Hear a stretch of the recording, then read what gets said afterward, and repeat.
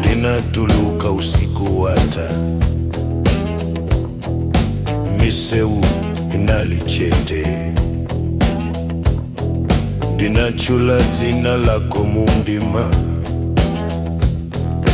koma munali mutapita kale.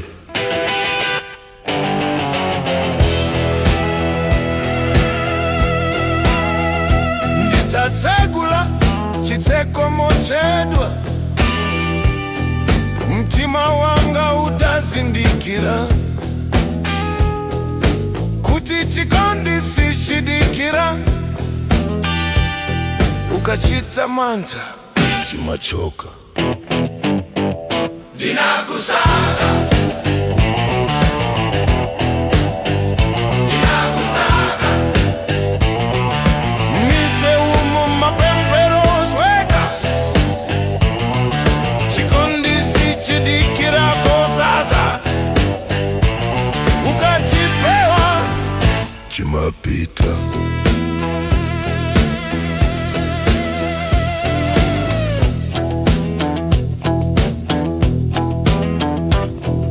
Alonda andifunsa ndine yani, ndinati ndataya wokondedwa wanga, chifukwa cha mantha anga, chifukwa cha kuchedwa kwanga.